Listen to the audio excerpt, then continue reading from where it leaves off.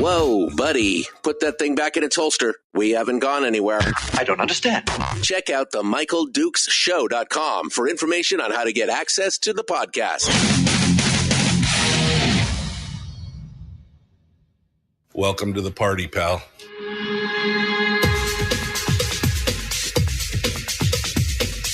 The Michael Dukes Show. The greed and the entitlement is astounding to me. What more could you want from a low-budget radio program? This is a dumpster fire. That was just BS. It is time to get a new perspective. We know just what you need, and we've got just the cure. Open wide and prepare for a steaming hot cup of freedom. I just don't fathom it.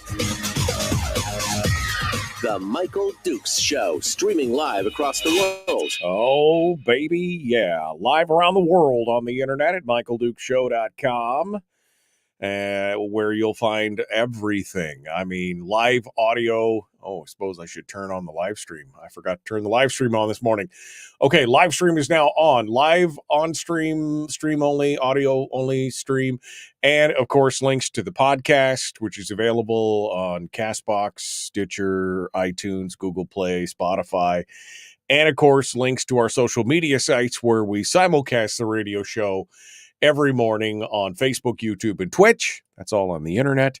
And then, of course, on plain old regular terrestrial radio, my favorite, across the state of Alaska on this, your favorite radio station, and or FM translator.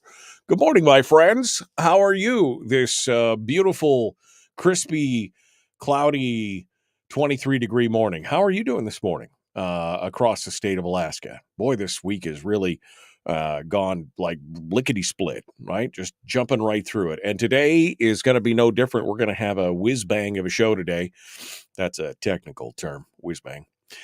Today on the program, we're going to cover a few headlines here in hour one, and then we're going to jump right into it with Ole Larson, who is, of course, a candidate running for re-election on the Matsu School Board. And we're going to get into a discussion on some of the changes and what are the challenges, what are parents facing, what are some of the inflection points. Boy, that's a fancy term. What are some of the things that are going on out there in the world. And we're going to talk about that with Ole Larson, who, again, running for re-election on the Matsu School Board in Hour 1. In Hour 2, we're going to be diving into it in the beginning of the hour with Jack Clouse, who is with the Alaska Shriners. And we're going to talk about not only the work of the Shriners and the history of the Shriners, but we're also going to spend a segment talking about the Shriner Classic, which is a high school, all-star high school football game, which takes place every year, bringing the finest talent from school districts and high school football around the state together for one single game at the Dome down in Anchorage. And we're going to talk about that as well. And we'll get the full rundown of everything that's going on there. And then we'll probably have one final segment to just kibitz you and I, and we'll talk about whatever. And then, of course, tomorrow is Firearms Friday. Firearms Friday, baby. We're going to have some good discussions tomorrow as well. So we're looking forward to that, and we'll see what's going on. So full show for today. Full show, full discussion, and we are all ready to go. There are a bunch of headlines, of course. One of the big pieces of news, which we won't really cover today, we'll probably cover tomorrow, is the discussion about what's happening in Maine right now. There was a mass shooting in Maine, mental health break. Somebody, gentleman, lost his mind apparently, and has gone on to kill lots of folks, unfortunately, in Maine. I'm sure we'll have more details about it tomorrow, and hopefully some more non-speculative details about what was going on. But according to the headlines that I saw this morning, this guy had already been not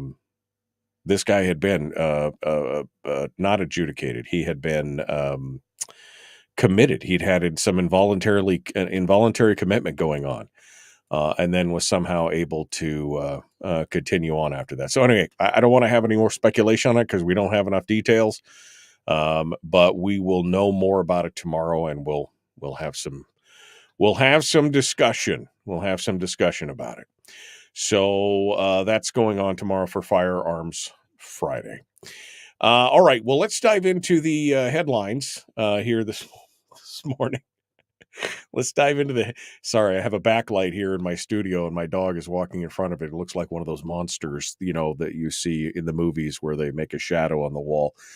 All right, let's get into some of the headlines and stories from around the state.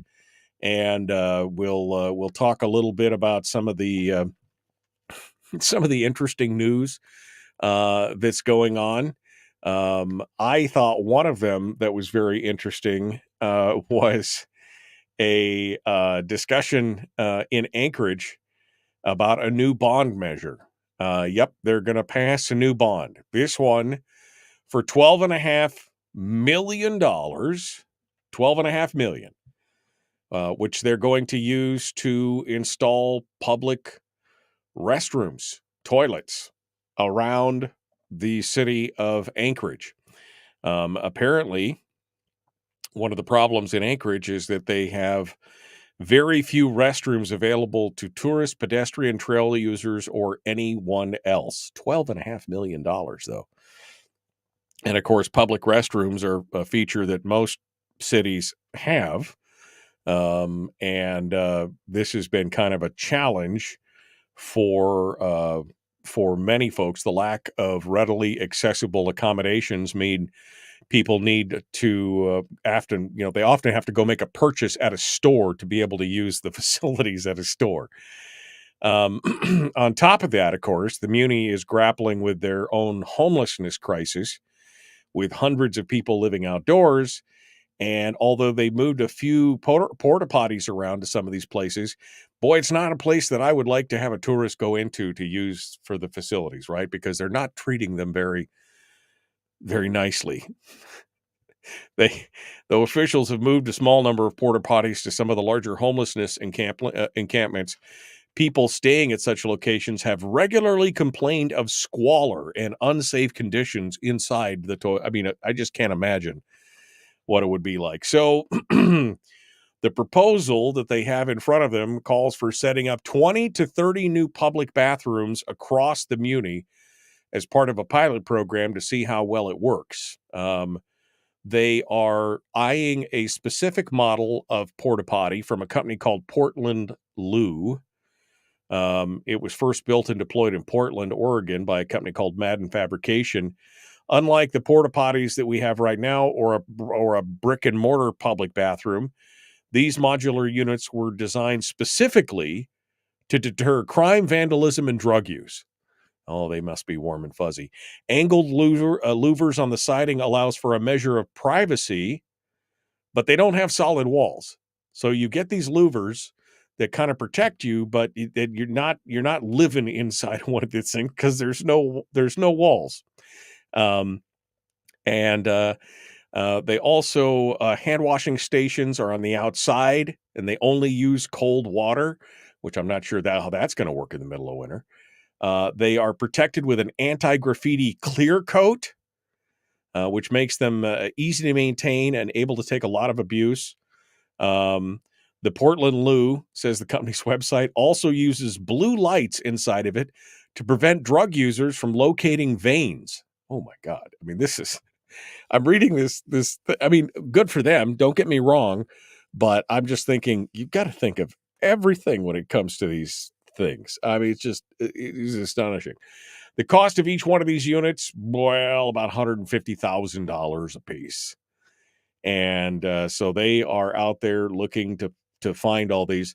Meg Zalatel, who proposed this thing, said she did it as a bond instead of pursuing the policy piecemeal, because otherwise it would have been just that. It would have been piecemeal. It would have been 1 or 2 units at a time. And instead they're asking the public to foot the bill for all this stuff for $12.5 million. And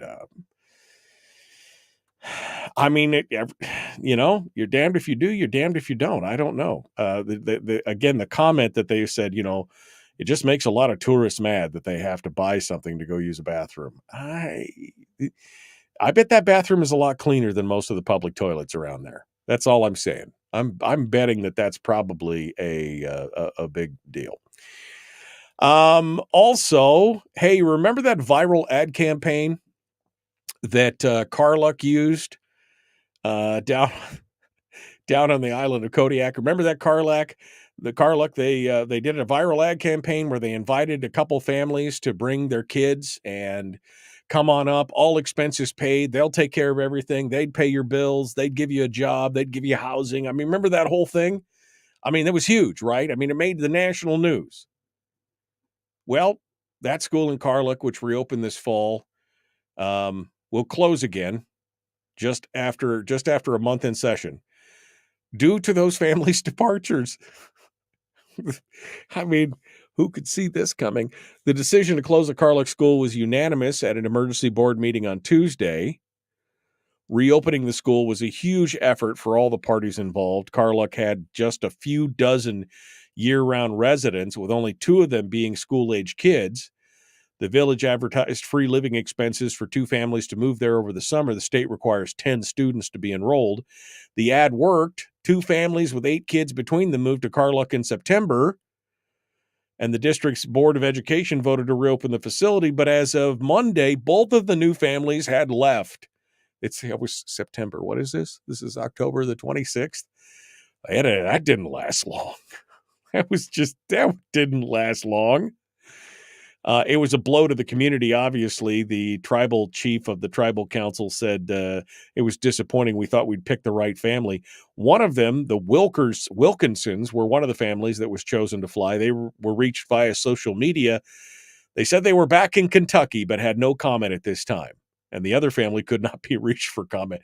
I mean, no reason given other than, there's a picture in the ADN looking like Carluck. I mean, it's like 10 buildings and a bay, and that's it. I mean, there's just, not a whole lot there. I understand. It's just but wow. So the district there in Carluck is still going to, the district is still going to support the kids in Carluck. According to the chief, again, she said, we're going to be transitioning those students and providing them education via our AK Teach homeschool and correspondence program. Probably the thing that they should have done to begin with. You only got 2 students. Do you expend all this money to bring a bunch of people up just to keep the school open when you could have just plugged them into the homeschooling system to begin with? So October is when the ADEED, the Department of Education, does a head count of students for funding, but the families left before the count was finished. So they didn't even get this full year. They had to close the school down overall. They said they're out about $80,000 in between renovating the school so the teacher could live there, everything else, getting the supplies, doing all the tech, everything else. They're out about $80,000, which, who knew it wouldn't be sustainable to move 2 families up from the lower 48 and have them live there for the winter? I'm not trying to be facetious here, but why didn't you just put them into the homeschooling program from the very beginning? There was only 2 students. Why wouldn't you do that from the very beginning? Just not a lot to attract a bunch of families to Carluck. Even the free money, free housing, free jobs, everything else, not enough. It's unfortunate. And I guess we'll see what happens with that. Crazy stuff. All right, we're up against it. We got to go. Ole Larson is going to be joining us in just a moment. Going to be talking about his run for the Matsu School Board. The Michael Duke Show. Common sense, liberty-based, free-thinking radio.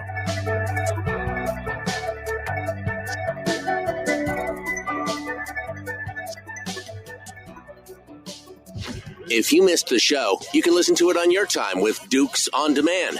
Oh, and it's free. Like America used to be. Streaming live every weekday morning on Facebook Live and MichaelDukesShow.com.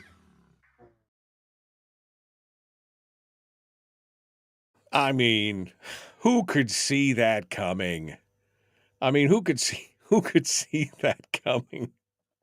I feel so bad for them. It's just, but you got 2 students, you need 10. You're going to invite all these people in. You're going to pay for everything just to get the state to come in and do, when you could have just put these kids in some distance education program, which you ended up doing anyway. All that effort, all that work. And but if you look at Carluck, pictures of it, there's not a lot to do there. There's just not, it's not for everybody. That remote lifestyle living is not for everybody. It's wow. Okay. Anyway, let's jump over to the green room here. I see Ole Larson's in the green room hanging out with us. We're going to test his audio and everything else, make sure that he sounds good and we can do this. So let's go over there right now and see what he has to say. Good morning, sir. How are you? Good morning. I'm doing fine. Can you hear me okay?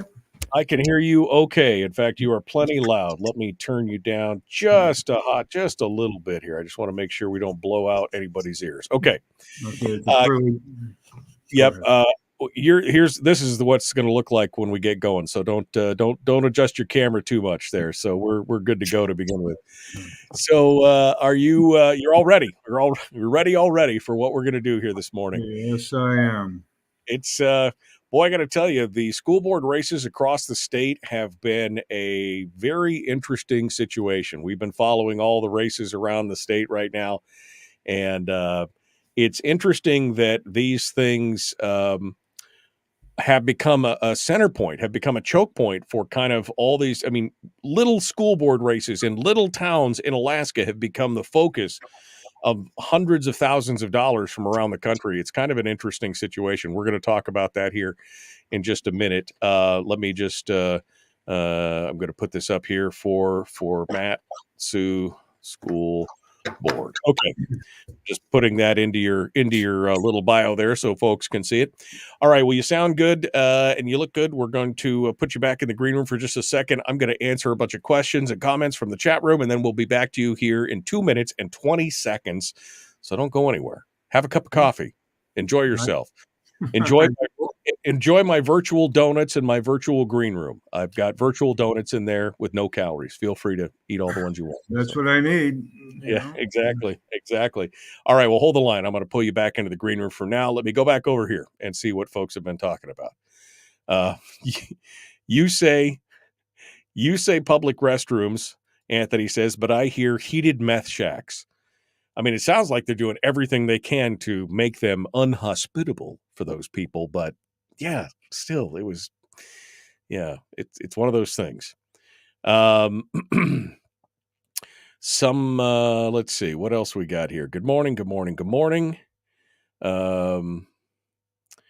Jack-o'-lantern teeth, blah, blah, blah. Just go behind a tree like a real Alaskan, said Richard.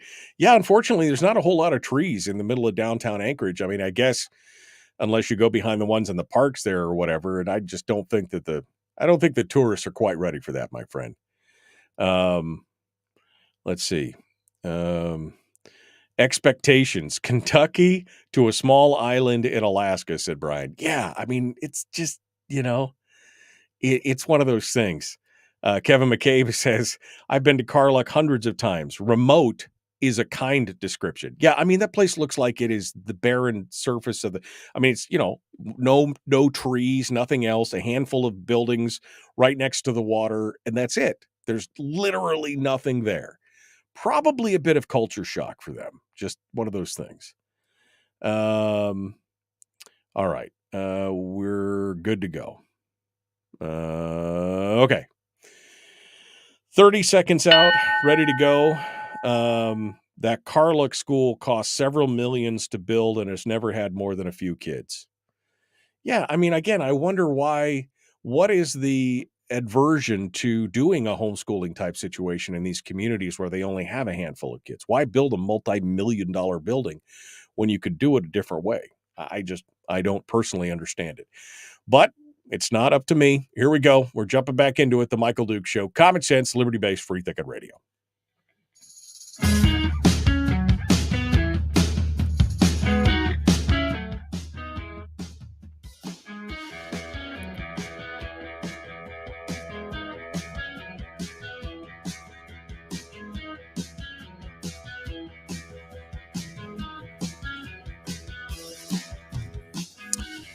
All right, welcome back to the program. We're continuing this morning, getting ready to interview in our series of interviews with different candidates and everything else. This time, it's the Matsu Borough. We've got the elections coming up on the 7th, and we're talking this morning to Ole Larson, who is a candidate for reelection on the Matsu Borough School Board, and he joins us this morning to talk about the issues. Good morning, sir. How are you doing this morning? Good morning. Doing fine, and thank you for having me on your show. I appreciate it. Well, I appreciate you responding so quickly. Somebody yesterday, I was trying to find the contact info and everything, and people have been wanting to hear from you and Kathy McCullum, and you guys are in some of the toughest races that are going on right now. Ole, before we go any further, can we get a little bit of background on you for folks who don't know who you are, where you came from, why you've been doing what you're doing? Give us a little bit of a bio here from behind to tell us what's going on. All right. My wife and I have been in Alaska for 48 years, been in the Valley for 42 or 3. I worked for the Department of Corrections for 29 years, retired as a superintendent of Matsu pretrial. I've been on the school board for 15 years. I wanted to give back to our society because of the career I had with the state. And I'm on the Alaska Parole Board, and I've been on that board for 12 years. Matter of fact, this week I'm in the middle of a parole run. We'll be seeing 58 parolees this week and next week. I do have a college education, and I was a teacher at one time. I got my teaching degree from or certification from the University of Alaska. I got my bachelor's from the University of Nebraska at Omaha. So I have 3 wonderful children, 4 grandkids, and 3 of those kids, all 3 of my kids went through the Matsu School District. I have a grandson that's already gone through this Matsu School system. He's in the university now. And I have 2 other grandkids in the system. My whole viewpoint on school district is we're a service organization, and we should have a product for reading, writing, civics, and education for all students. And, Right. Pretty much there, and keep the social agenda and social network out, Right. Wait, you mean we should be teaching reading, writing, and arithmetic? We should be teaching logic, rhetoric, and reason instead of kind of to socially justify or mollify or teach philosophy to these, 6th graders in the middle of school? I mean, we should be teaching them the basics, you mean? Yep, basics. Pretty much. Well, when you look at the school district, we get money from the state, from our borough, and a little bit from the feds, and we're supposed to create a product. And our product is educating kids, not social agendas or social movements, and not grouping kids. Kids are going to group anyway. You're going to have your basketball kids, your choir kids. You're going to have groupings of kids anyway, but it's not our responsibility to do that. Our responsibility as a school district is education, and we'll live within our budget, and we have within our budget we have a menu of education, and we've opened our district years ago, so you can go to any of our schools anytime. We won't bus you to a school that's out of your district, your busing district, but you can go to any school you want to. It's parental rights. Right. The whole issue is, we're here to help the parents figure out the best way to educate their children. Right. I was just making a comment, Ole, and you're one of the conservative voices on the assembly, and there has been a concerted effort, it seems like. We just saw this in Fairbanks. We saw it down in the Kenai Peninsula, that all of a sudden these little tiny school board races in these small communities in Alaska, of all places, have garnered a lot of attention from big outside groups, Planned Parenthood, the National Education Association, labor places, all this other kind of stuff, where they're pouring tens of thousands of dollars into these tiny little community races. And you're seeing this across the country. And now we're seeing it here in the Matsu with some of these candidates that are coming in, and maybe not direct contribution to candidates, but independent expenditures and PACs and things like that. What's your take on why all of a sudden there's all this interest in what's going on in the schools from these outside organizations or these outside interests? Well, we pass some what I call common sense policies. Boys can't go into girls' bathrooms and locker rooms. The fair playing field, Shelley Hughes had, we passed that. We passed parental rights. And all of a sudden, we've got this influx of people protesting and causing all kinds of turmoil. It's social engineering is the only thing I can figure. You talk about outside money. My opponent, for instance, on the 30-day APOC, has raised $38,000. I've raised $9,500. I've run 5 times in this borough for this position, and the most I've ever raised in the past is under $5,000. The most that this school district has seen in 15 years was when Tom Berge ran 3 years ago or 2 years ago. His opponent raised about 10 grand, and he raised 10 grand.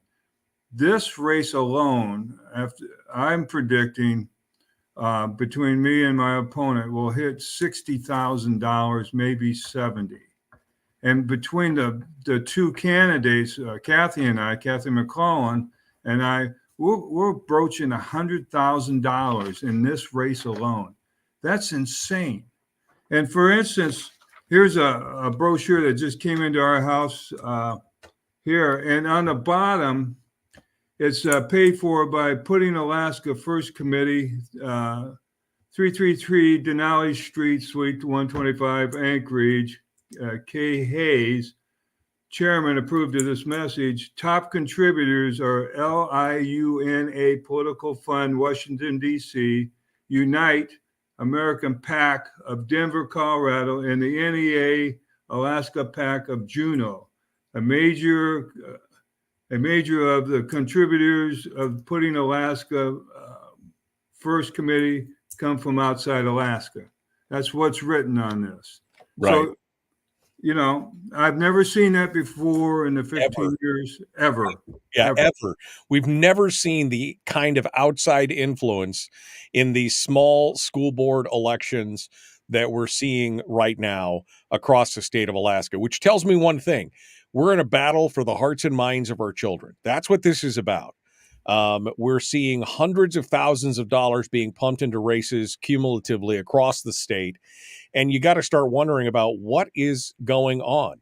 Outside interest trying to bump you guys from your position. Now, you said it earlier. Your job as a school board is to produce a product that the parents and the kids benefit from, right? I mean, that's the whole point. That's the bottom line. Yeah, to create an education system that gives kids a chance. Now, we look at what's happened in the past.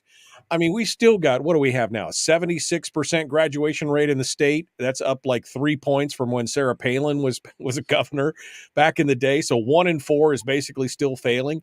We've got students who can't, they can't go into 100 level math classes in college. They've got to take remedial math. Something like 60+% have got to take remedial math to be able to do it. We've got kids that can't read at high school level, let alone college level, when they're graduating from high school across this state.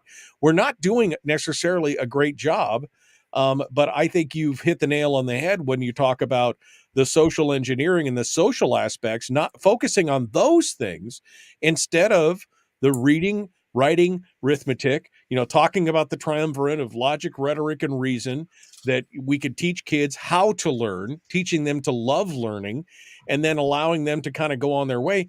We're kind of missing all that stuff right now.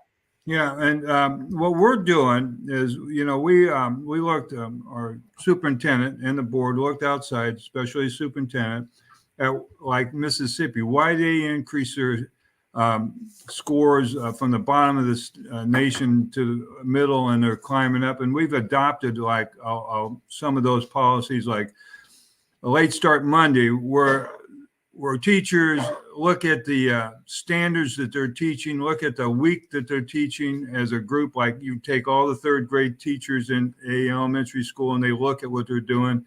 And then we have the 4 C's where we can catch kids up on Friday. And we're looking at increasing our graduation requirements, where a student has to take a AP course to graduate and has to take a CT course, because we found out that kids that take CT courses and AP tend to graduate higher. Our scores are going up in the Valley. Our graduation rate's going up in the Valley. And for some reason, we're being fought, the MSEA and CEA, not the teachers, but the organization has fought every one of these changes that we've made over the last 3 years. And my question to them is, don't you want kids to do better? What we want is a child, when they walk across that podium, regardless of who they are or what association they have, we want them to be career ready. We want them to be able to go into the trades and go into a 4-year apprenticeship program. We want them to go to a university without having to take remedial courses. And we want them to have the highest self-esteem possible to be successful.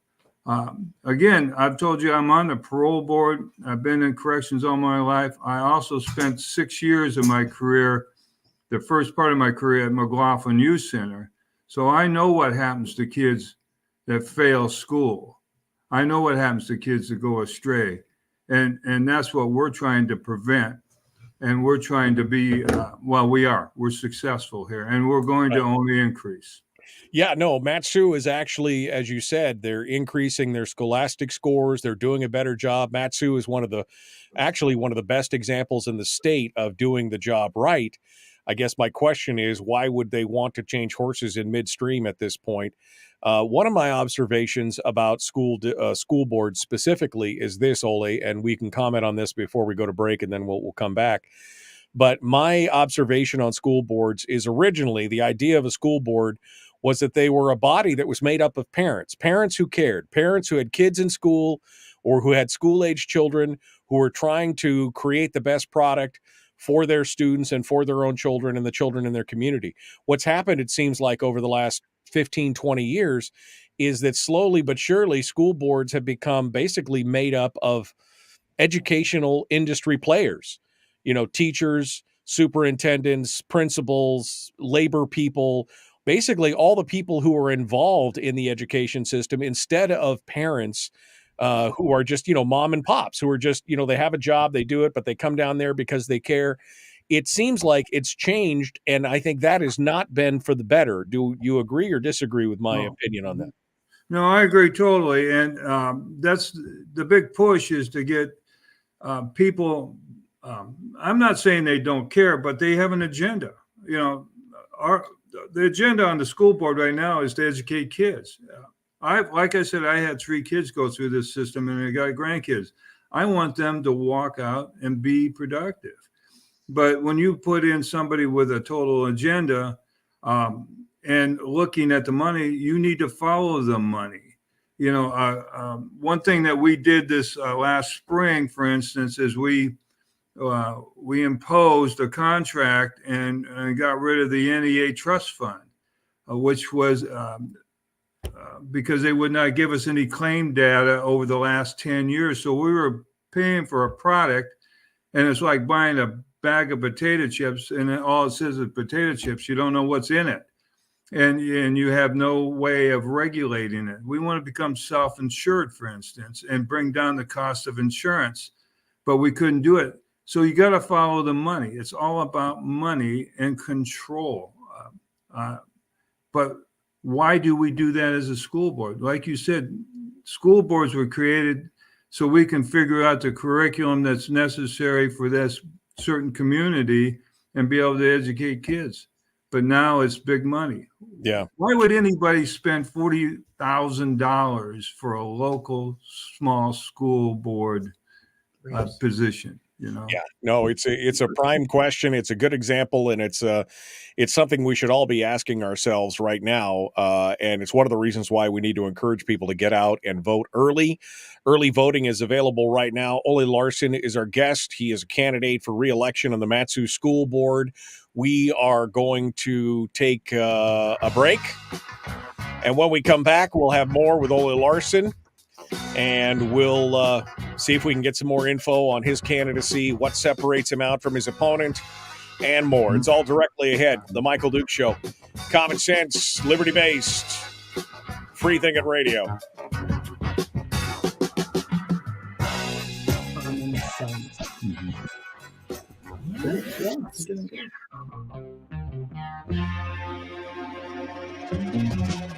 Running on 100% pure beard power. Oh, also some coffee.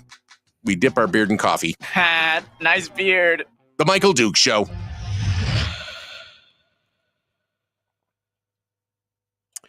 Okay, we're in the commercial break right now. Ole Larson is our guest. This is a chance to change gears a little bit and just take a look. Ole, you've been, again, you mentioned 15 years on the assembly, or on the school board, rather. And you've been fighting for this for a while. What kind of changes? I mean, what has changed in the whole makeup of it that all of a sudden we're seeing, kind of this concerted push against the conservative voices in the assembly? Was there an inflection point? Was there a trigger point on this that caused it? Was it the transports? Was it the books in the schools, or is it just kind of accumulation of things? What do you think is the main point of contention that's kind of caused these battles to break out like this? Well, I think it's all the above. It's NEA National pushing social agendas and social engineering. When we passed the fair playing field, you thought we had shot everybody. And all we were saying is boys are male body athletes are 30% stronger, faster than girls, and we wanted to protect Title IX. That's common sense. And same thing with parental rights, where let me give you an example of one of the parental rights that was really people were against. And I'm not saying the majority of the parents, I'm saying that handful of loud yellers, and you know that it's not the majority. Sex education. In the past, it was if you did not want your child in a sex ed course, the teacher would get a hold of you 2 weeks before, and you would opt out of that course. But what would happen is, just like anything else, the notifications may not get out there, or the notifications, you may not see it, and the class gets conducted, and your kid's in a class you don't want. So we changed it to opt in. So what now happens is, if you want your child in sex education, they will opt in, not opt out. So they're automatically out of that course. So the teacher has to get a hold of all the parents and give them option to opt in. And that's in most of your courses. For instance, I had a constituent come up and say she loves that because in a literature course, she was able to pick the books that she wanted her child to read, and they opt in on those books. And the books she didn't want them to read, she just simply said, we're not opting in it. We don't want that. It's parental control of the education. And for some reason, it's not taking anything from the teacher to teach. It's just getting the parents involved. If you don't have parents involved, kids go astray. And that's the key figure here. And why the big push against, like me on the school board, I'm saying it's national trends. It's this whole national issue. And it's about time the conservatives stood up, and they are nationally, and we are here standing up against this, you know. Well, and I hope the Matsu conservatives are better at standing up than, for example, the Fairbanks conservatives, where they basically just got trounced. I mean, that's the thing. I think a lot of people are throwing their hands up in the air and wandering away because they're frustrated with either the divisiveness, the polarization, or just kind of politics in general, and they're just frustrated. But you can't grow weary and well-doing. Don't give up the ship. You've got to keep trying to fight. And you've got to come out for these kind of races. Otherwise, you're going to lose the system to these people who want to basically socially engineer everything. Yeah, we're out walking. I think the key figure is we're walking out door to door. We've got the push to vote early, vote now, and get out and vote, because it is an off year. And conservatives tend to not, Republican conservatives, and when I say conservatives, we're talking Republicans, because I'm a Republican and a God-fearing man. You know, we've taken God out of everything, but let's not get into that right now.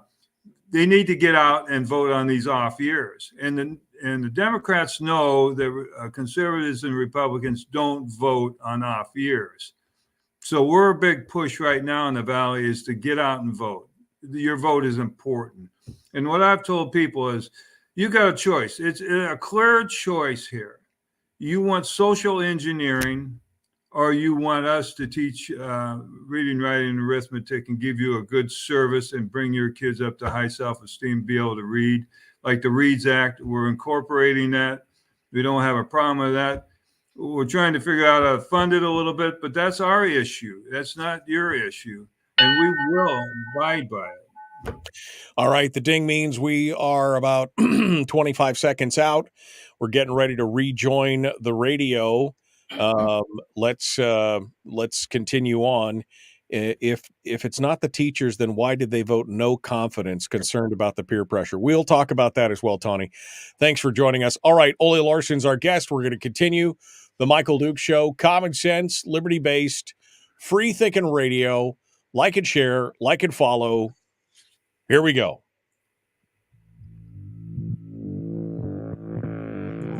Public enema number one. Oh, wait, sorry. I'm going to read this. Public enemy number one, which makes more sense. On the other hand, he's a little bit of a pain in the Michael Duke Show. Welcome back to the program. It is the Michael Duke Show, broadcasting live across the state of Alaska. And this your favorite radio station and or FM translator. Our guest this morning, Ole Larson, who is a candidate for school board for reelection on the Matsu School Board. And we're getting down to the point now of asking questions about differences and everything else. So, Ole, let's start off there. What differentiates you from your opponent? Why should people vote for Ole versus your opponent in this case? And, give us some details here and some differences so that people can differentiate why they should pull your name at the poll. Over the last 3 years, we've passed parental rights legislation or policies. We've passed the fair playing field. We've built 2 schools now without using bond money. We're totally conservative. We want parents involved. My opponent has opposed. She was the president of MSEA. She retired this last spring. She seems to be a nice person. She's running as a conservative. She says she's transparent, and she's conservative and a parental rights person. She's patterned everything we've done. But you got to realize that they fought, and she was the president of MSEA. They fought the fair playing field, which protects Title IX. She fought every move that we made for parental rights. And so you have 2 different distinct differences. You have a person that's backed by the NEA and national organizations and a total liberal, even though she's registered as a nonpartisan, or you have the conservative values, service organization, school board, that we want parents being involved.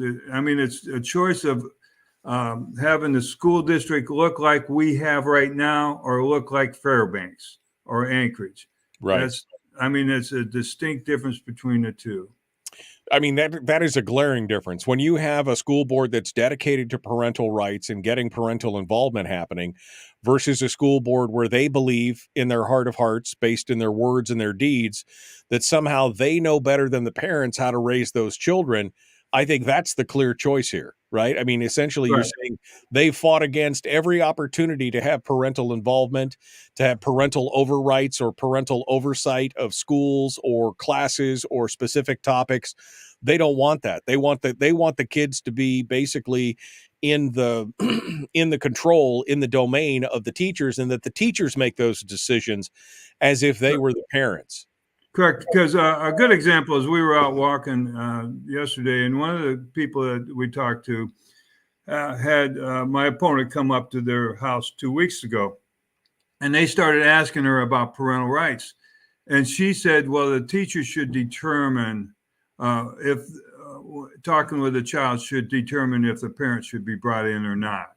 And I'm saying, no, the parent has to be brought in. So what she was saying is, it's up to the teacher, counselor, or those that working in the system if they should get a hold of parents and should bring parents in, notify them on what their child's doing, if the child's going one way or another. Because kids, especially middle school kids, when they're going through that awkward stage from concrete thinking to abstract thinking, they're going to have issues.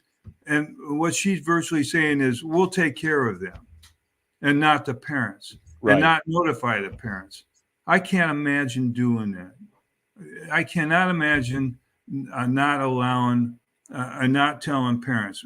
Because when I had our kids in school, we had great communications with our children. And I can remember sitting at the dinner table, and one of my daughters said, "How did you find that out? How did you know that we were doing that?"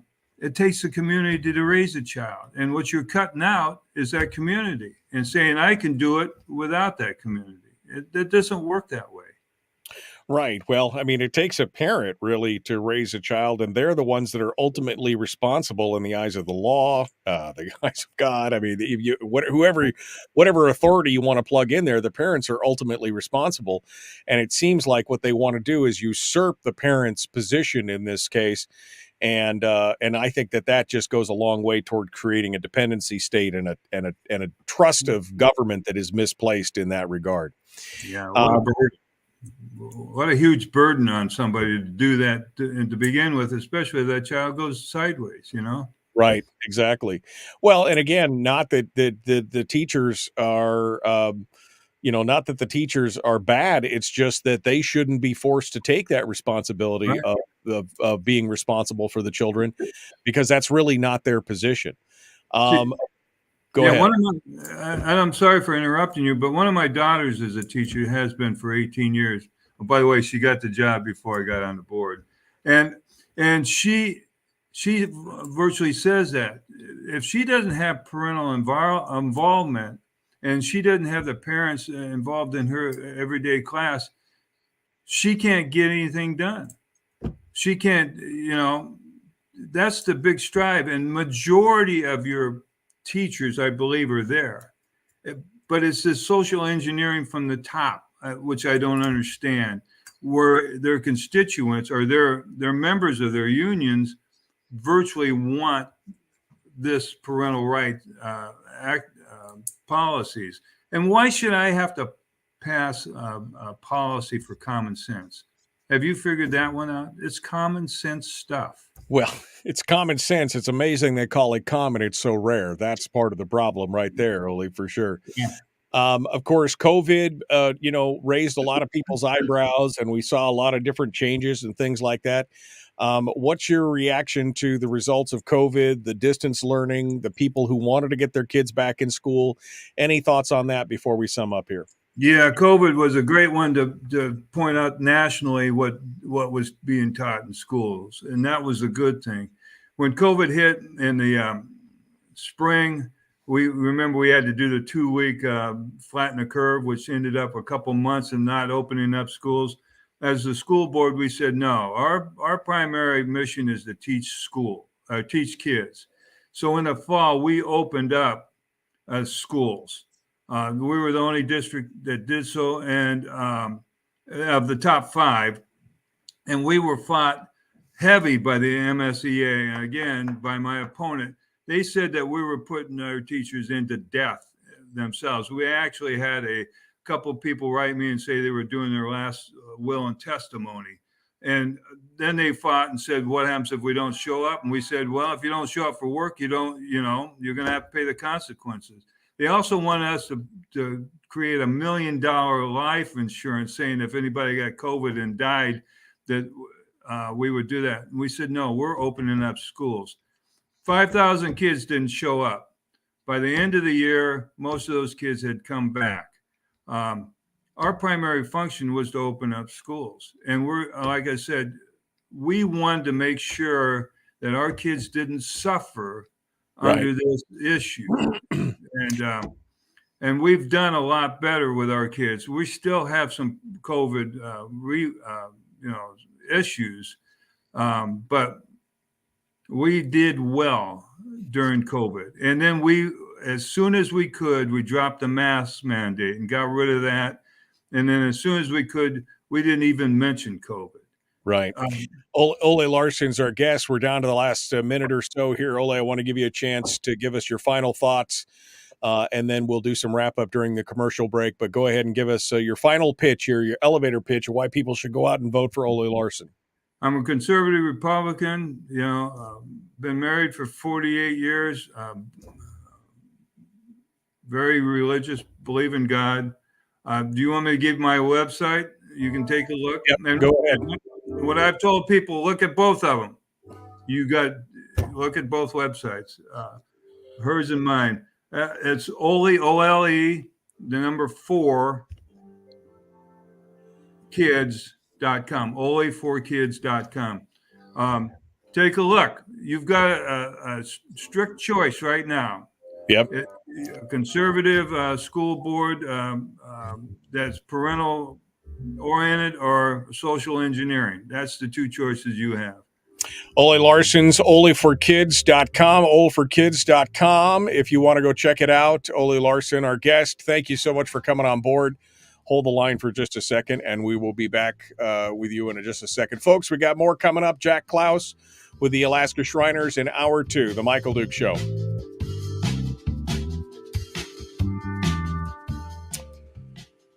All right, Ole. I wanted to give you the final bite at the apple here. I know that sometimes being up against the clock is a hard thing. So is there anything we didn't touch on? Anything else you want to talk about? Read, tell us, what anything else that you want to finish up with? Now's the time to put your final pitch out there. We got about 3-4 minutes here. Well, I just can't understand this election. I've run unopposed for 4 terms, and then this whole thing. And you're absolutely right. You're absolutely correct. This whole thing became apparent during COVID.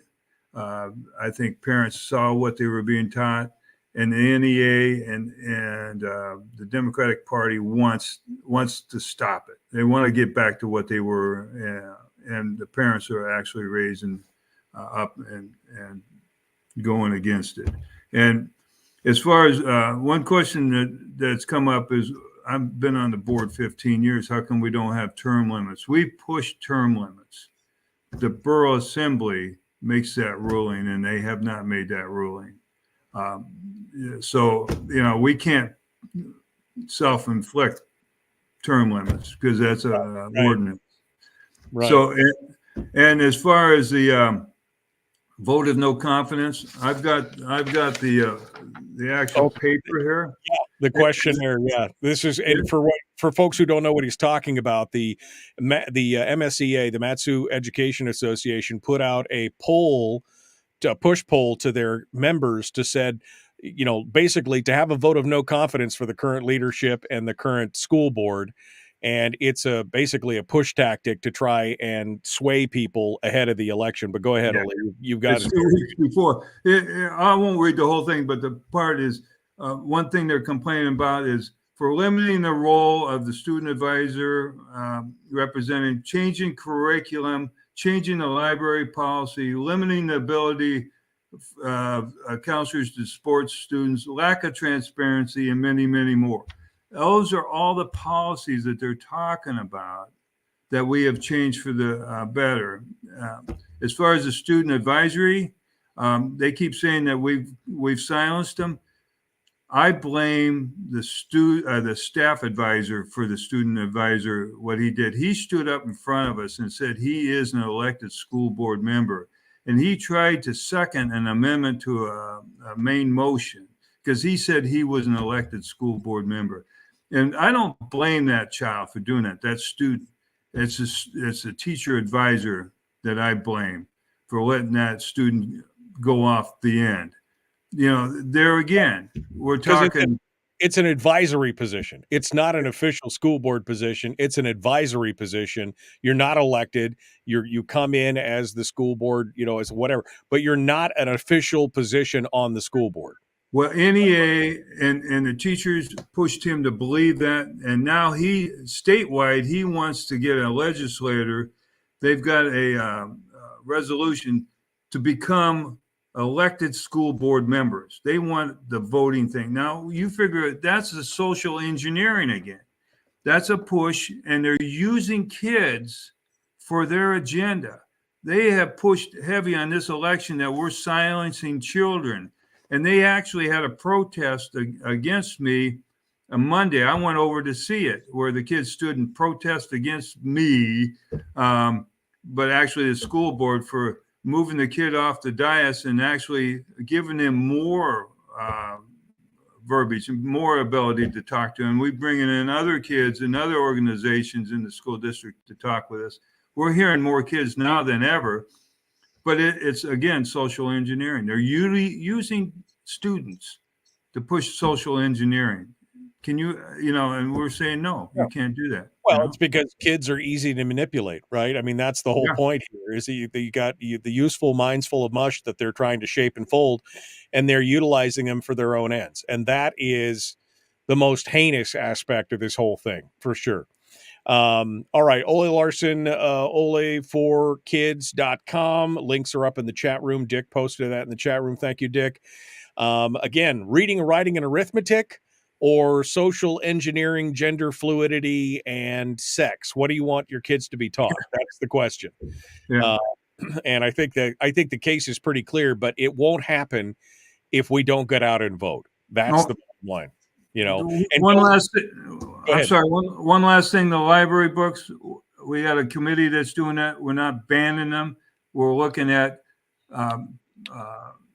if they are right for what age level are they right for. So if they're not right for elementary kids, they can go into high school or whatever. We're keeping the porn, in other words, out of the. Well, if I can't read some of those books on the air, that's a problem to give them to grade schoolers. If I can't read the books on the air to give them to grade schoolers and middle schoolers, that should be problematic for people. And unfortunately, there's a whole group out there that believes it's just fine. Don't worry about it. And that, I think, is part of the problem. All right, Ole, thank you so much for coming on board. Appreciate it. Good luck.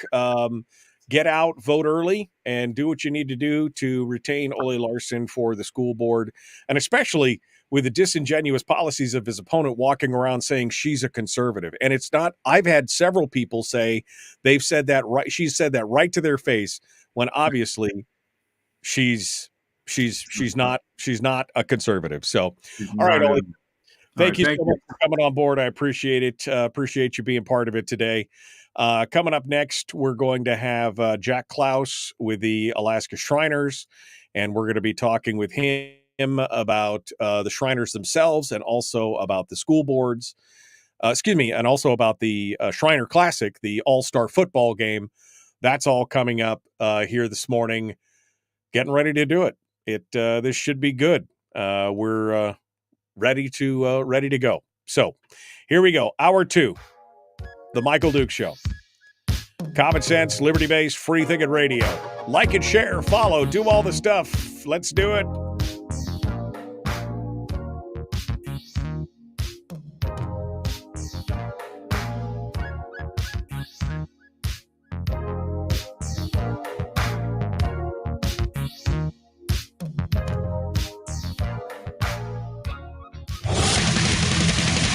Whoa, buddy. Put that thing back in its holster. We haven't gone anywhere.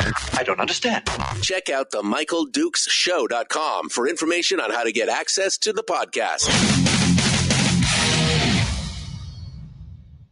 Welcome to the party, pal.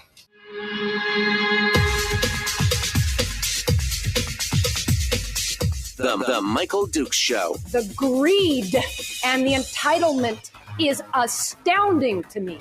What more could you want from a low-budget radio program? This is a dumpster fire. That's just BS. It is time to get a new perspective. We know just what you need, and we've got just the cure. Open wide and prepare for a steaming hot cup of freedom. I just don't fathom it. The Michael Dukes Show, streaming live across the world. Live around the world on the internet at michaeldukeshow.com, where you'll find everything from the audio-only live stream to the podcast to links to our social media sites where we simulcast the radio show every morning on Facebook, YouTube, and Twitch. And, of course, live around the state of Alaska on this, your favorite radio station and or FM translator. Good morning and welcome to the program. It is Thursday, and we've had a busy show already this morning. Just finished up with Ole Larson. I always want to say Ole. It's Ole Larson, who is running for Matsu School Board. If you missed that, you can go back and listen on the podcast or on the replay on Facebook. Good information there for those of you who live in the Matsu and want to get good information on the upcoming election, which is happening on the 7th. But right now, we're going to shift gears a little bit, and we're going to talk about something big that's happening this weekend. It's been going on for, almost 35 years now. We're going to talk about the Shriner Classic.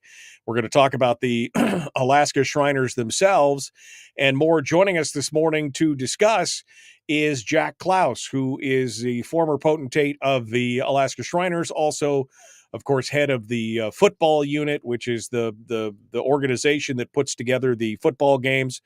And we're going to talk with him right now. We hope he's right here with us in the green room.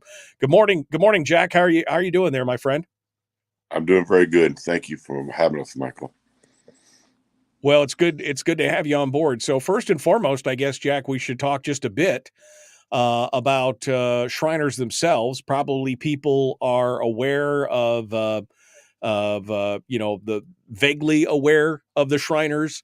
They see the fezzes, they know that the Shriners Hospital for Children takes care of kids and all this kind of stuff.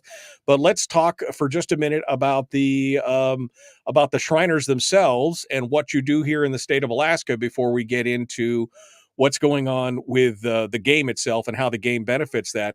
Let's talk a little bit about the history of the Shriners and see what's what. Tell us a little bit about it. Last year was our 150th year as an organization. We were established as a fraternal organization for fun and fellowship. As you know, you have to be a Mason before you can become a Shriner. So in the Mason world, it's really prim and proper. We had 13 Masons go to a Moroccan ambassador's house, and they had a really wonderful time. And I thought, boy, what'd be cool to have our own little organization, and we will, evolve us around the Moroccan or Arab, theme. And, they had fun with it for about 50 years. And then in 1927, they said, I think we should do something like a philanthropy. So how can we really help? And polio was really, really bad at the time. So we had some phenomenal doctors that were in the Shrine organization, and they helped with research, and they helped pretty much eradicate polio. And then we said, well, let's do something else. And we kept moving on and moving on.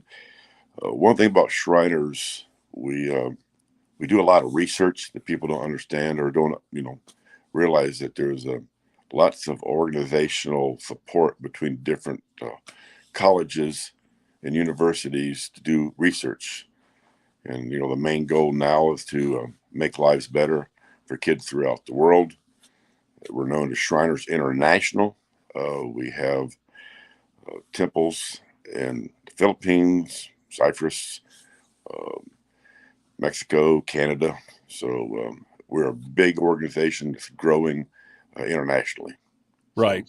And Shriners, of course, again, that dedication to the kids has been an important part of what you guys have done over the last, 70 years of the organization, focusing on that. And here in Alaska, you guys are doing a lot of good work for kids. Anywhere, every year, the Shriners of Alaska have been helping anywhere from 200 to 300 children around the state with, cleft palate, spinal disease, all these other things. And you're helping not only get these kids local treatment at local Shriners clinics and things like that, where you're doing health clinics with the local community hospitals and medical centers, but also getting kids outside, right? You're getting kids outside to the Shriners hospitals and getting them a chance to get that care regardless of parents' ability to pay, right? Correct. For example, in 2018, we joined with the McKinley Medical Center up in Fairbanks, and we have 4 outreach clinics a year. This Saturday morning, we're going to be bringing in 51 of our kids that's going to be able to go over to Providence. We're bringing the doctors up from the Portland Hospital. So medical staff will be here this Saturday, and they'll see 51 kids prior to our football game. So right. Twice a year we come in from Portland. 4 times a year we come in from Spokane Hospital. Right. If a child has a problem, burn center, we've got 4 of them, and we can send the kids, off to the other burn centers. Galveston, Texas is probably one of our biggest for the Alaskan region. But, we send kids all over to our hospitals in the lower 48. Right. And again, that's the benefit here is that not only bringing kids locally in the state, from various areas to communities like Fairbanks or Anchorage, and paying for that and doing all that for the parents and helping them out, but also, again, to send them outside to these larger centers if they require specialized care. And that's really what the Shriners have been all about. So, you see the monies that you may donate to Shriners, or you see them, selling onions or doing whatever. All of those are going to support the infrastructure, the temple, the travel fund, things like that. You guys have a specific travel fund that people can donate to that allows you to help fly these kids from rural and remote areas, their kids and their parents, to these local clinics and also to outside, right? That's one of the big parts of what you do, is helping to fund that travel fund to bring kids around. Yeah, every temple will have a 501c3 account. It's known as a patient transportation fund. And that's where we raise our charitable dollars to take care of the kids. We were doing very well for a while. COVID has really affected, I think, all of us nonprofit organizations. We have to raise pretty close to $200,000 a year to take care of our kids and the guardians now, because this COVID we've lost some of our agreements that we got to get back in with the airlines. But, right. We had to double the amount of money we raised to take care of the kids, and it's not cheap. Right. No, it's not difficult, but boy, I mean, it's not easy. It's difficult, but it's worth it, right? I mean, now again with COVID and some of the other things, you guys are having to do a lot more, and as you said, bring guardians now and do some of these other things. And so again, not a cheap thing, but a tremendous impact to the community. I just had 3 people in the chat room. Terry says, my son was sent to a Shriners Hospital in Spokane, Washington. Amazing hospital and compassion. Faith over on Kodiak says, my daughter is a Shriners baby here from Kodiak. And Chris says, my younger sister was helped by the Shriners. I mean, there's an impact from what you guys do here in the state, across the country, across the world with Shriners International. But here in Alaska, this is something. And by the way, folks, this is a charity that I believe in with my whole heart and soul. I have donated hundreds of hours and time to the Shriners. Now, I'm not a Mason, I'm not a Shriner, but I believe in their mission in a big way. And I believe that they are doing a tremendous amount of good in the community, especially children. For me, just tears my heart to see a child who has some kind of infirmity or affliction. Like I said, whether it's cleft palates or burns or spinal condition or whatever, and not have the ability to make their lives better. A donation to the Shriners here in Alaska, specifically to the travel fund, will help put these kids into a place where their lives can be better. That's what Shriners are dedicated to, right?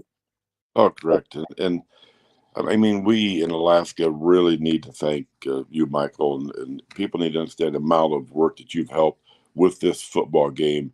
This is its 47th year. There's been 8 years that you've worked with me on this game to make it better every year.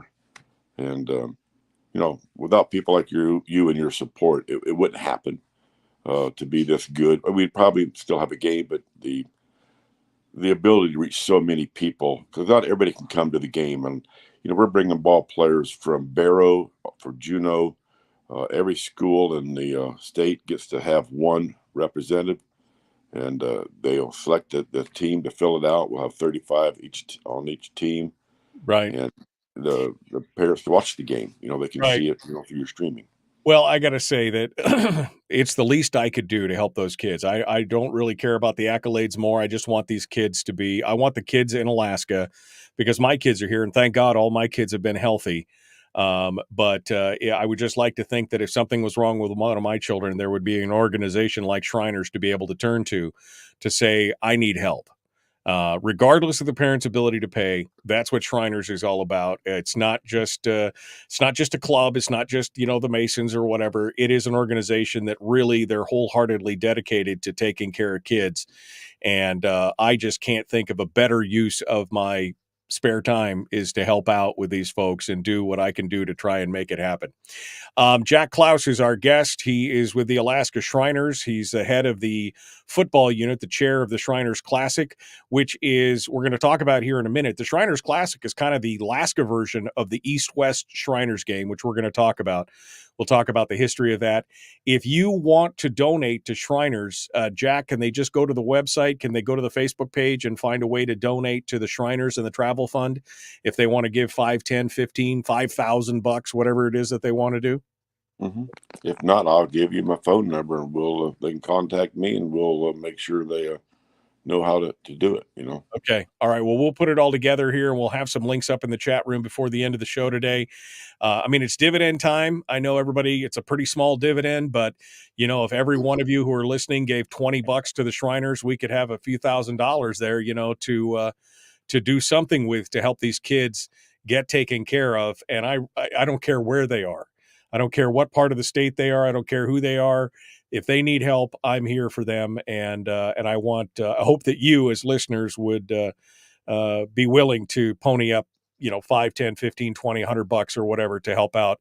Donate to the Shriners kids and the travel funds, which is the important part. You buy onions and stuff like that. That helps with the infrastructure, keeps the temples up and does all that other kind of stuff, keeps their offices open and, those kind of things. But the onions, although they're delicious, that's not necessarily helping the kids directly. We need money for the travel fund, and that's the important part. All right, we're coming up on the break. Jack Clouse is our guest. We're going to continue here in just a moment. We're going to talk about the Shriner Classic and what it means, where it came from, what exactly is happening, and why, if you're in Anchorage this weekend or you feel like taking a road trip, being down at the Dome would be a fun thing to do. We're going to be back with more. The Michael Duke Show. Common sense, liberty-based, free-thinking radio.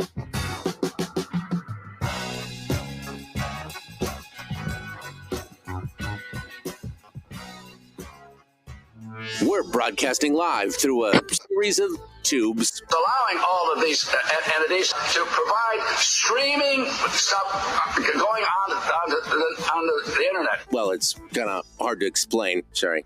Streaming live every weekday morning on Facebook Live and MichaelDukesShow.com. Okay, we're in the break with Jack Clouse right now.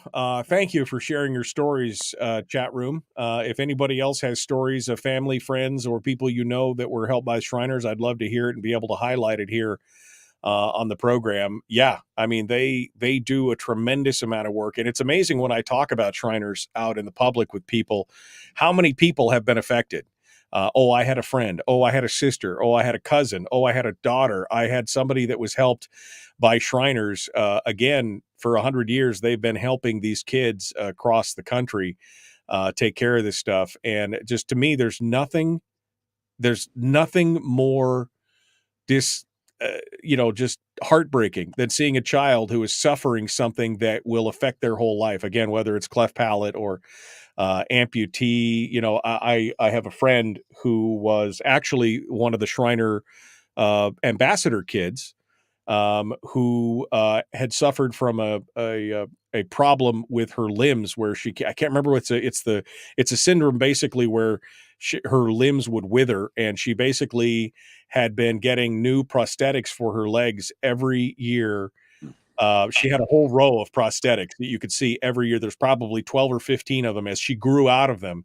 And she said, without the Shriners, I would not have but one of these legs that she used to walk around on. And she was just amazing, absolutely amazing that Shriners was able to help her out. And her stories about how the Shriners and the hospital helped her. We interviewed her on the program. In fact, we interviewed her on the program. Sarah Hutzenbeiler is her name, and she's just amazing. But it's amazing not only her ability to overcome her problems and her affliction, but also, of course, just how much praise and help she got, and how much praise she gave to the Shriners Hospital for Children. Let me go back through the comments here real quick. Jack knows the drill. He's a frequent viewer of the programs here. So let me just go back up here and see what else. Dick said my comment about the kids being manipulated in the school district is winning the internet today. I think that's just anybody can see that for what it is. But let's go back over here to the Shriner stuff to see what else you're going up. Good stuff. Sarah is absolutely amazing, says Melissa. Yep, we met Sarah. Sarah was up in Fairbanks for a while, helping out at the radio station in Fairbanks. She's actually related to one of my good friends who works at the radio stations in Fairbanks there at KFAR. She's the niece of the accounting manager there in Fairbanks, and it's I can't tell you enough, folks. There's very few things that I get super emotional about, but when kids are in trouble, that's something I get super emotional about. And to see them, I can barely watch the Shriners Hospital for Children videos and television commercials and stuff because it breaks my heart to see what they have to go through, but I am happy at least that they're getting what they need. Jeannie said, when I was in high school, I was in a high school marching band. We played the halftime show at the East-West Shriners game.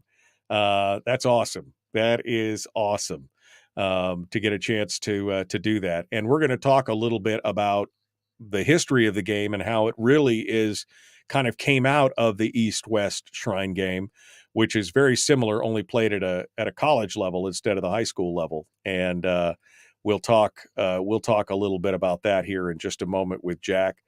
And people are still talking about the school board stuff. Okay. All right. Well, I'm not going to go backwards into the school board stuff for now. We can talk about that in the final segment of the show this morning, and we'll see what you guys have to say in the final segment. I want to focus right now on Shriners and the Shriner Hospital game. Let me see. We got about 45 seconds here. Let me see if I can find the. I know we've got a link up at there it is right there. I think it's alaskashriners.org, and I think you can donate directly there. I'll take a look at it here as we get ready to do it. Or Jack, as Jack said, he can give his phone number, and we figure out how to donate to Jack to the fund directly. All right. Here we go. 10 seconds out. The Michael Duke Show. Common sense, liberty-based, free-thinking radio. Like and share. Like and follow. Help a Shriner today. Help a Shrine Kid today. Let's pony up a little money. Here we go.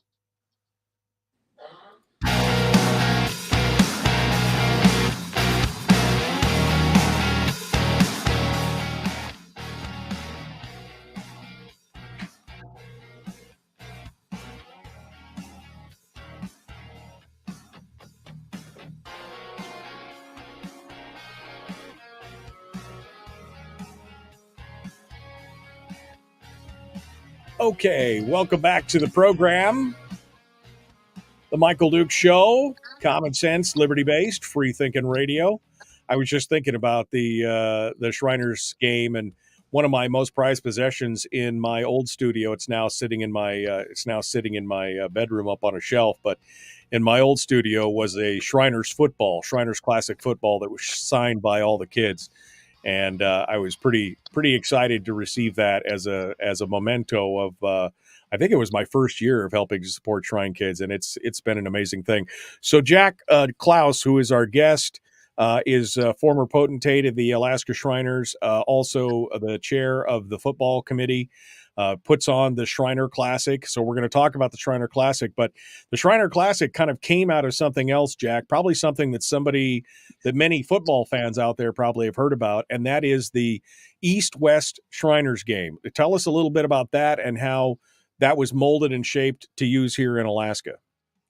Well, the East-West Shrine game is our college game where they selected the best of the best, and started back in California. And it's moved from different locations throughout the state, Texas, Florida, California. Now it was played last year in Las Vegas. So for 2 years in a row, we played it at the Raider Stadium.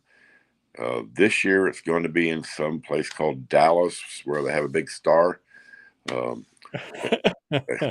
hooked up with the Jones family, and we'll be playing at the Dallas Cowboy Stadium.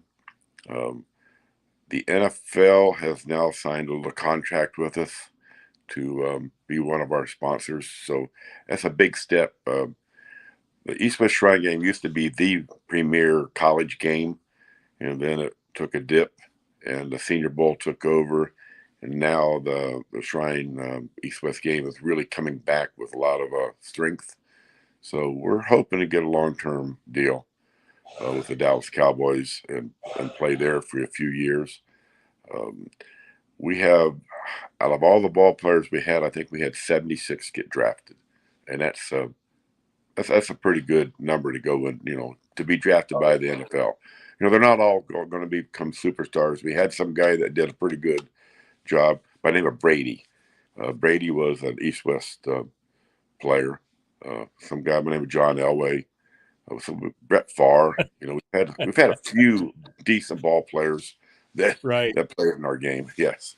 Yeah, absolutely. And so that is the big East-West Shrine game that's played at the college level.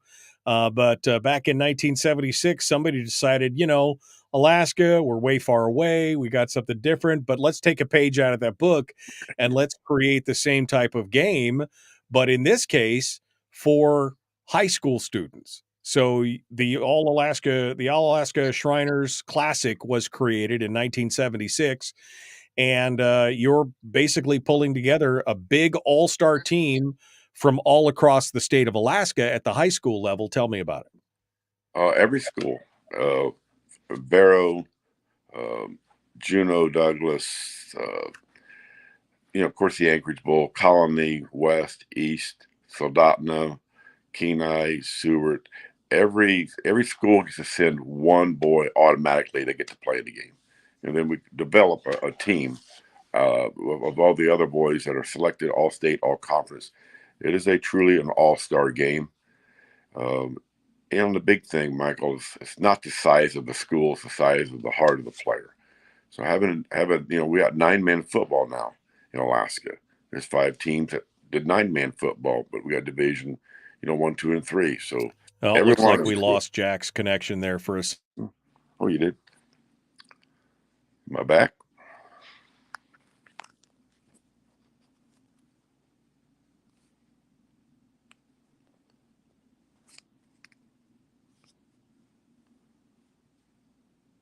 We still there, Michael?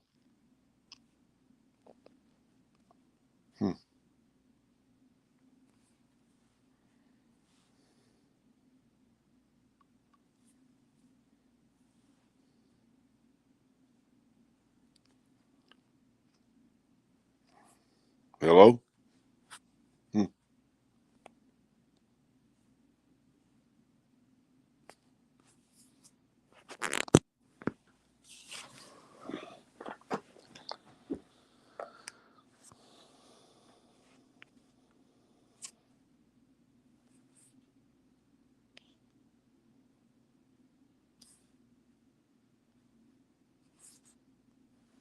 Firearms Friday. There we go with Jack. Whoops, Jack just left. And we're going to hear Jack. Jack will connect us here in just a second. Tomorrow's Firearms Friday. We're going to be talking about, of course, a lot of the issues surrounding guns, 2A, the Second Amendment, all that jazz. That'll be coming up tomorrow on the program starting at 6 a.m. Plus, of course, Willie Waffle from wafflemovies.com. Willie will be joining us to give us the entertainment review, and we'll be talking with him about that. I see Jack is back in the chat room, and apparently this was a me problem, not a Jack problem, but that's okay. I'm sorry, Jack. You were saying it doesn't matter the size of the school. It matters the size of the heart of the player, and so you guys have got started. Yes, and, the game has come, full circle. We were doing real good, then we took a dip, and now we've really came back with a lot of the innovative ideas and being able to reach, people during the day that the game that is being streamed so people can see it, all over the world. And that's pretty cool. Technology's really got phenomenal. Yeah, technology is amazing. We brought the streaming to the game. The first couple of times I just kind of streamed it as an aside, but it's become a key component of the game now, where we're basically broadcasting the game, the color commentary, the play-by-play, and it's just gotten better every year. Now you'll be able to view the game on Facebook if you can't make it down to. Of course, we'd love to have you down in Anchorage at the Dome this Saturday. Kickoff is at 1 p.m. But if you can't make it, just log on to Facebook. Again, facebook.com/alaska.shriners, and you can follow the game along there. This is an opportunity, Jack, to highlight players and to let them be their time to shine, right? And there will be some opportunity for these players to actually get some notice from college level coaches and things like that as well, right? The game is actually put together for the ball players to have the best of the best, showcasing their talent. And we had 32 ball players get college offers last year in the state. And that's about half the boys get to go to college if they want to. I think that's wonderful to give them that opportunity to further their careers. And yeah, not everybody needs to go to college. I agree with what you say on a daily basis. College is not made for everybody, but if they want that opportunity, it's really nice to have Alaskan kids go there and be successful. So absolutely. Jeannie in the chat room just said you should include all ball sports: football, basketball, soccer, baseball, and hockey. Jeannie, I'm sure Jack would love to do all that, but you have to realize the Herculean effort. Jack has been the head of the football unit for how many years, Jack, now? 8 years. 8 years. Okay, so Jack and I have been doing this together since he became head of the football unit, and it is a year-round Herculean monumental task just to do football. I'm sure he would love to do basketball, soccer, baseball, and hockey as well, but there'd need to be 6 more of him to make it happen, and probably 6 more of me to make it happen. So if you're volunteering, Jeannie, we'd love to have you come up here and help us do it, but we would love to. But again, a great opportunity to highlight these kids, give them an opportunity for that exposure, and of course, educate the people on that this is just one of the things that the Shriners do around the state of Alaska. And this is also a fundraising effort, right, Jack? Oh, yeah. This is the premier charitable fundraising event that we do in Alaska.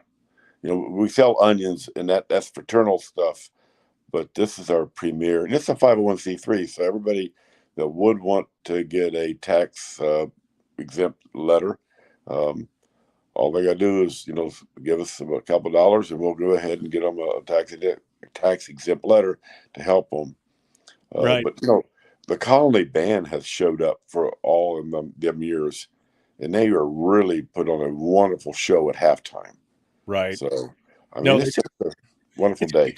It's a community event, and so if you're there, if you want to, bring $10-15 to drop in the kitty while you're there, any money raised there will help out.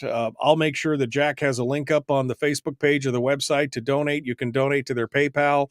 If you want to do it, if you can't do it locally, or you can't be there, again, all this stuff helps to go and fund the Alaska Travel Fund, which is the important part. That's the fund that gets all the kids from the various communities anywhere in the state, whether it's a Fairbanks or it's Newixick or wherever it is, pulling these kids in and getting them to local clinics and do it to it. And I agree with what Terry says. Terry says, Jeannie, we need more Jacks in the world. That's what we need. If Jack could clone himself, we could get more of this done, because this is the kind of work that needs to be done out there. I just want to say thank you to Jack for his passion and pouring his heart and soul into this. He's been doing this again for 8 years, and it is definitely he starts working on the next game the day after the previous game. So November 1st, Jack is out there already thinking about the next year's game. It always takes place in the last Saturday of October, as long as the facility is available. And it's been going on continuously, except for COVID, right, Jack? That was the COVID kind of threw the wrench in the works there. Yeah.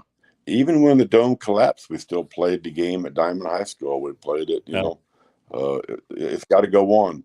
One thing, Michael, every dime, I will assure your listeners, will go to the Patient Transportation Fund. There is no overhead cost like some organizations have money that goes to pay for wages of people. Everything that we collect at this game will go into our Patient Transportation Fund or into the hospital system. So right. I'm proud of that. I'm proud that we don't have to worry about paying anybody. We put this money to good use for our kids. Right. Other fundraising efforts go to help fund the game itself, but every dollar collected goes to the travel fund to get those kids to where they need to go. And I'm happy. And if you want to volunteer, you can reach out to Jack. If you want to help out with the game, you want to help out, security, sidelines, waving, holding signs, whatever you need to do. Jack is the guy to talk to. Jack, if folks want to find out or they want to contact you, if they want to donate money or donate time or volunteer, how do they reach out to you? They can get a hold of me at ClouseAlaska2@gmail.com. Okay. Clouse Alaska, Alaska2@gmail.com. I'm just putting that in the chat room so that people can send you an email if they want information. Like I said, I'll work with Jack to make sure that they have a donate button up on the Facebook page. We'll be taking donations throughout the broadcast. I'll be helping with the broadcast on Saturday. You can come on by again if you're in Anchorage and you want to come by the Dome. The doors will open at noon, I believe, and then the kickoff starts at 1:00, and it'll be a great game. It's always good to see these kids in their prime and go out there and enjoy it. And we'll be broadcasting the game on Facebook Live as well on the Alaska Shriners page, which is at facebook.com/Shriners. Facebook.com/Alaska.Shriners. And you can go watch the game from there as well.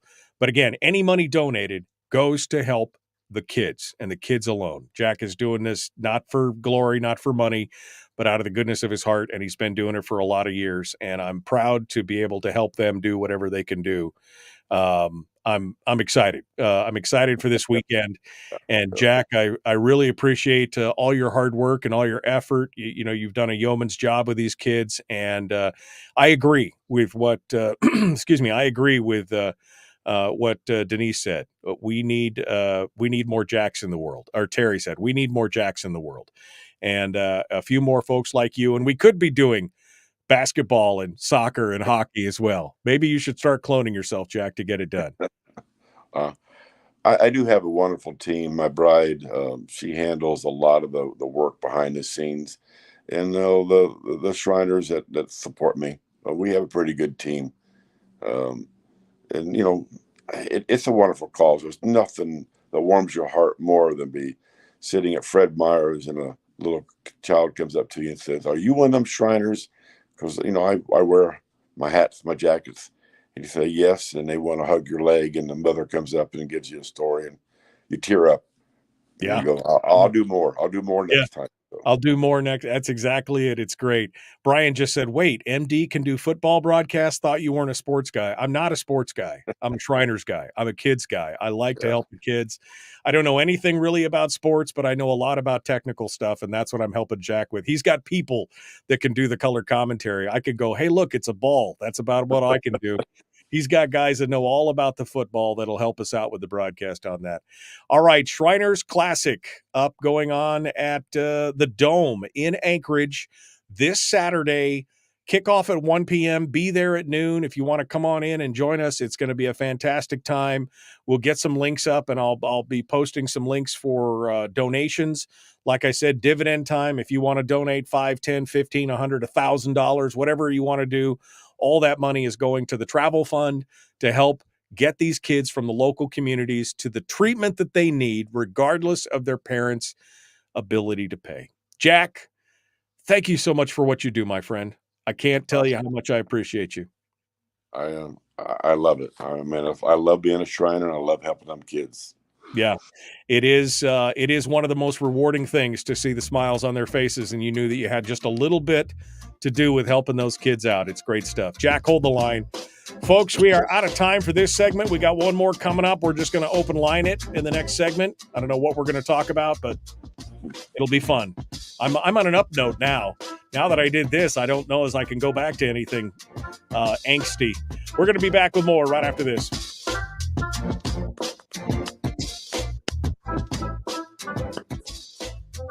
If you missed the show, you can listen to it on your time with Dukes On Demand. Oh, and it's free. Like America used to be. Streaming live every weekday morning on Facebook Live and MichaelDukesShow.com. Okay, Jack Clouse is in the chat. Sorry about that, Jack. I don't know. I thought I had lost you. It turns out everybody lost me. Something happened to my internet. And because you're connected to my StreamYard service, you were still going. And I thought that you were gone. So anyway, I apologize for that. Bad, GCI, they're doing a yeoman's job here for me. Anyway, final thoughts, Jack, on this and the football game and all the hard work you've put into this. Final thoughts, and please, for people out there who might be thinking about coming out or donating or whatever, I give you the last word, my friend. If you see these kids, the high school players come out and play so hard, and we want to just give them an experience that, when they're my age, they can tell their great grandkids, hey, I played in that Shrine game. And the ball players in Alaska do not get the accolades that they deserve. Our boys play, every sport. 3 of my guys that were selected aren't at this week's game because they're already in hockey tournaments and already in wrestling tournaments. And we just produce some outstanding young men. And it's just neat to get with them and spend time with them. And the coaches that, they're coming on board so much, and they're enjoying the game and the fruits of their labor they get to see. So it's I enjoy it, Michael. That's why we do. That's why we do it. No, definitely not doing it for the accolades or for the money. That's for sure, right? It's a lot of work. My part in it is tiny compared to the hours that Jack pours into this over the course of, like I said, it is a full year for him to prepare for the next game. And I always swoop in at the last minute to do a few things and to help out a little bit. But Jack is the one that is carrying the burden of this the entire year. He always pulls it together. So it's always good to see. And like he mentioned, I don't know if you heard him say it earlier, but he mentioned the one year that the dome collapsed. The dome is where we play the game. Well, one year the dome collapsed because of snow load and everything else and scrambling. That happened like, what was it, Jack? 3 weeks before the game. Yeah. It was a very bad time. It was a bad time. They already had everything in place, ready to go. All of a sudden, the dome is down. How are we going to play the game? And ended up playing the game out at the field, at one of the outside fields in October. But they still pulled it off, and it was pretty amazing. So it's great stuff, Jack. I can't thank you enough, my friend, for coming on board. And thank you for all that you do and for what the Shriners do. And we look forward to seeing you on Saturday. I got a stack of gear downstairs that's ready to be hauled out. So we're ready to put all the cameras up and do everything else and get things rolling. And we'll be doing that live stream for you on Saturday. Appreciate it, Michael. Looking forward to seeing you. All right. Thanks so much for coming on board, Jack. Jack Clouse with the Alaska Shriners, part of the big show today. I appreciate that. Okay, folks, one final segment. Somebody just said, do a what if segment. Well, I do. I just so happen to have some what if material here. So maybe you're right. Maybe we should do something like that. What if you have no lettuce for your burger? Well, you're a sad panda. If you don't have lettuce, tomatoes, and pickles for your burger, you are a sad. But I would tell you, I would still eat that burger versus something else. Because there's, I don't know if there's any such thing as a bad burger. But if you don't have lettuce and tomato and pickle for your burger, you are kind of a sad panda. I'm just saying right there. Okay. What else you guys been talking about here in the chat room? Again, when are the onions out? That'll be in the spring, Harold. They'll have the onions out in the spring. And I'll probably have them back on, the Shriners back on, because the onion sales helps with their infrastructure here in the state of Alaska. Keeps their offices open and building maintenance and all that kind of stuff. That helps out with the infrastructure aspects of the Shriners. And then all the other stuff they do out of the out of the travel fund. And that's where the big good works come out of, is out of the travel fund. So good place to help there as well. All right. Should do a Shriners hockey game, says Melissa. Everybody wants it to be hockey. Well, maybe one day, like I said, there have to be two of us to be able to get it all done. And Jack's doing most of the heavy lifting because I just don't have the time to do it. But yeah, it would be nice to have I would say football and then hockey, and then we could talk about the other sports, soccer, basketball, baseball, that kind of stuff. But hockey would be probably the one that I would vote for as the second Shriner Classic. All right, we'd call it the Shriners Cup. Yeah, buddy. All right. They should sell garlic in the fall, says Denise. You think they got a sweet garlic to go with the sweet Vidalia onions? By the way, those onions, so good. And the Bloody Mary mix, oh, man, they sell all kinds of great stuff. All right, we're out of time. We got to go. Final segment, The Michael Duke Show.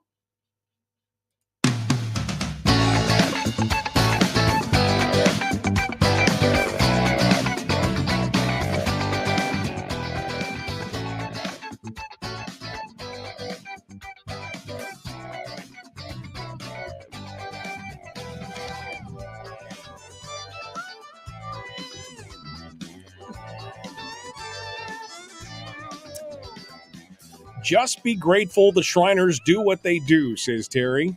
I agree. I mean, some good folks out there. Amazing folks, quite honestly. And doing a lot of good work. And we appreciate them so much. All right. Well, one final segment for the show today. And you guys are making me hungry now. Somebody said, let's do a what if segment. Keep it light. What if your fillings fall out in the bush? I'm going to the dentist in the morning, says Denise. Well, I mean, first and foremost, I know that you've probably kept some lidocaine or Ambisol gel in this case in your first aid kit, right? I mean, that's always a good thing. In fact, my first aid kit includes a small bottle of Ambisol, lidocaine, and I keep a few of those little diabetic type needles around so that if I have to do something, I still remember, boy, this is 20 years ago. My daughter was at home and she kicked there was a toothpick on the floor in the kitchen or something. Anyway, somehow, some way, she kicked it just right with her foot and caught the edge of the cabinet, and it drove the toothpick in between two of her toes in the webbing. And it drove the toothpick like halfway into her foot, or halfway into half the toothpick into her foot. And, of course, ow, right? Well, our little lidocaine, little bit of needle work right on top of the skin there just to deaden everything up. That went a long way to make it work. And then a pair of needle nose pliers, and we fixed it right there. That is a little bit of where there is no doctor, or you don't want to go to the emergency room because this is pretty simple. We got it done. It's a great suggestion. A little Ambisol, the liquid, which is mostly lidocaine, definitely a handy thing to have for a topical agent numbing agent to make it work, or just below the skin, so to speak. Anyway, I'm not a doctor, nor do I play one on TV. Your mileage may vary, but I'm willing to do what I can to help those things out.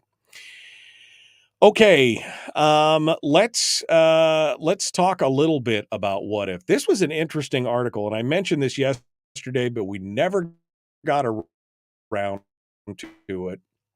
It was an article in the Wall Street Journal. Of all places, I had to laugh because this article showed up in the Wall Street Journal, the paper of record, right? I mean, the whole thing. And this is an article from Leeds. Who counts as a disaster prepper these days? And the answer to that is lots of us. Lots of us count as disaster preppers. They say disaster preparedness, once the province of fringe groups and so-called preppers convinced that doomsday was at hand, has a new face.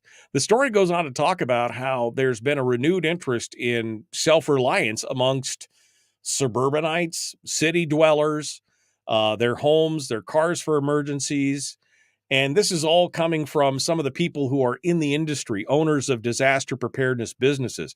Now, they speculate, the Wall Street Journal does, that there is a bunch of different issues that are driving this. Most likely, post-pandemic issues, right? Not only the lockdowns, not only being isolated and locked in, but also supply chain shortages. The fact that that for months there, grocery shelves were partially empty, and then of course we've got natural disasters, hurricanes, the fire on Maui, and of course global events like what's going on with Hamas and Israel and all that other kind of stuff. The business owners and survival training coaches are all saying that they're seeing a new kind of customer. Looking to make sure that they can get through a few days or a few weeks without power or fresh water in the event of a flood, fire, or other calamity. They said these customers don't fit the normal stereotypical doomsday prepper, who are stocking up, they built their bunker and they've got ammunition and gas masks kind of thing, right? Because let's face it, that's the stereotypical reaction.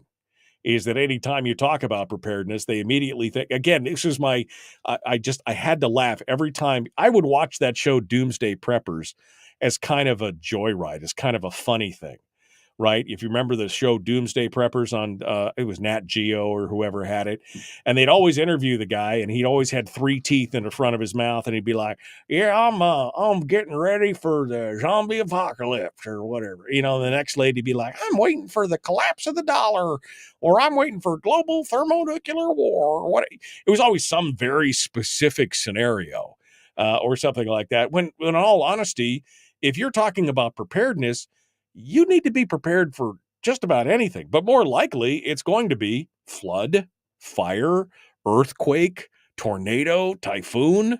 I mean, those are the things that are really going to affect you, or terrorist attack. I mean, those are the things that statistically you're going to be dealing with. And especially if you need to hunker down and shelter in place and you want to make sure you have some things at hand. It always irritated me that anytime you talked about that, they immediately thought that, again, you had a bunker in the backyard with, 6 million rounds of ammunition and some gas masks in it. That's not what it's all about. So they go on to profile some of these people in this article, and it's very, very interesting. According to the company Preppy, which is a new survival kit company. Surveys, and they said that their sales to date for their emergency preparedness kits are up 29% from 2022. And surveys and rising sales of prefabricated disaster kits indicate that Americans are more apt to keep sheltered emergency supplies on hand more than they were a few years ago. Roughly a third of the 2,200 adults surveyed by Finder, which is a financial services company, in April, said they spent an average of $149 on items including non-perishable food, medical supplies, cases of water. That's up 20% from those who did that in 2022 or in 2020. So this is from 2022 to 2020. Those newly packing go bags and planning emergency escape routes say they used to consider such preparations overly fearful. Now they say not doing so is naive, which is exactly what I've been talking about for years. Preparedness brings peace, right? Preparing and putting go bags together, planning emergency stuff. People used to say that was overly fearful. No, it brings peace. They highlight one guy, his name is Rick, and they said he wants to be clear. He's not a bunker guy. Which I think most of us are not bunker guys or gals, right? He said, I'm a PlayStation 5, love my comfort guy. He said if you told him a few years ago he'd have 4 pre-packed bug-out bags hanging in his Kansas City, Missouri pantry, he wouldn't have believed it. He said, but now they're there. They're filled with snacks, flashlights, water, and coloring books for his 2 young sons. He said that the COVID pandemic, the wars in Ukraine, and now Israel, along with the wildfires in Canada and Hawaii, He says he's, avoiding panicking about his family's safety by focusing on what he can control. Again, preparedness brings peace. This whole article just goes on and on about how weird it is that all of a sudden preparedness has gone mainstream. Well, there's a big reason for that. Because, again, preparedness brings peace. This is the crazy stuff. All right. We're going to, I guess I'll see if I can find this article. I've got it on a PDF form. I'll see if I can find the link to this article and post it up in the chat room so folks can go read it. All right, we are out of time for today, my friends. Tomorrow's Firearms Friday. Yeah, being prepared in Alaska is different. Have some warm weather gear in your car. Little candle, little whatever, some blankets, some extra boots. That's just common sense. I don't even know if that's called being prepared. That's just called not being dumb. All right, out of time, folks. See you tomorrow. Have a great day.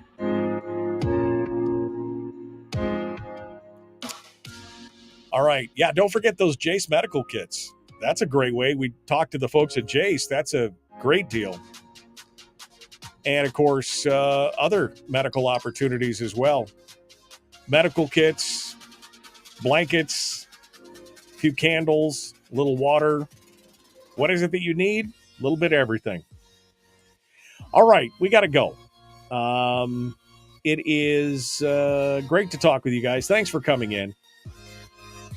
We will be back tomorrow with Firearms Friday. Have a great day.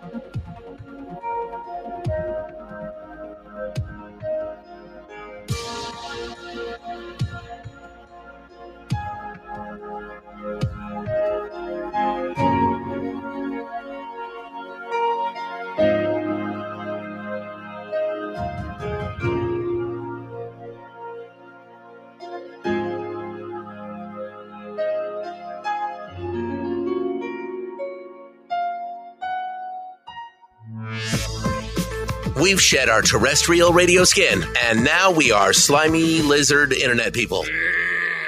It's the Michael Duke Show.